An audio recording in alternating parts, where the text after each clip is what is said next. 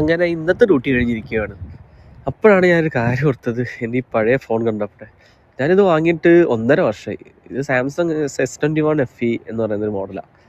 സാംസങ്ങിൻ്റെ ഫോൺ നല്ല വിശ്വസ്തയോടെ ഞാൻ വാങ്ങിയതാണ്. പക്ഷെ ഒരു അപ്ഡേഷൻ കഴിഞ്ഞപ്പോഴുള്ള അവസ്ഥയാണ് ഈ കാണുന്നത്. എന്ത് ചെയ്യാനാണെന്നോ ഒന്നും ചെയ്യണമെന്നും അറിയാത്തൊരവസ്ഥയിലായിപ്പോയി. സാംസങ്ങിൻ്റെ അപ്ഡേഷൻ ചെയ്യലെന്ന് എല്ലാവരും പറഞ്ഞാണ്. പക്ഷെ ഞാനത് വലിയ കാര്യമാക്കാണ്ടങ്ങ് ചെയ്തു നോക്കി. ചെയ്ത് കഴിഞ്ഞപ്പോഴാണെങ്കിൽ 1 വര വന്നു. പിന്നെ അത് 2ആയി, പിന്നെ 3ആയി, പിന്നെ 5-6 ഞാൻ എണ്ണുമ്പോൾ ഒരു 6-7 പിന്നെ ഇപ്പം എണ്ണാൻ പറ്റാത്ത അവസ്ഥയിലായി ഈ വരകൾ.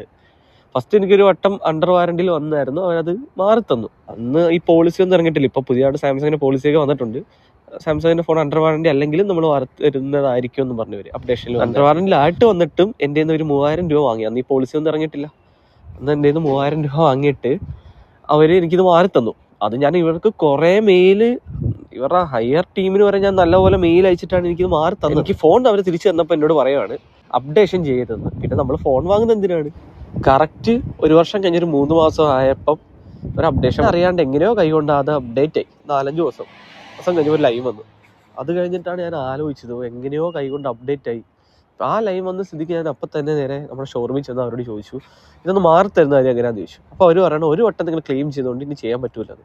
അപ്പം ഞാൻ ചോദിച്ചു, അതെന്താ, അത് നിങ്ങളുടെ സൈഡിൽ നിന്നുള്ള ഇഷ്യൂ അല്ലേ? അവർ പറയാണ് അവരുടെ സൈഡിൽ നിന്നുള്ള ഇഷ്യൂ ആണെങ്കിലും പക്ഷെ അവർക്കത് മാറിത്തരാൻ പറ്റില്ലെന്ന്.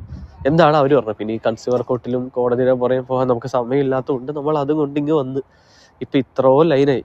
സാംസങ്ങിന് എനിക്ക് നേരത്തെ ഞാൻ ഉപയോഗിച്ചുകൊണ്ടിരുന്ന സാംസങ് ആയിരുന്നു. അതിലെനിക്ക് വളരെ ട്രസ്റ്റ് ആയിരുന്നു സാംസങ്ങിൽ. പക്ഷേ ഇതോടെ അത് കഴിഞ്ഞു.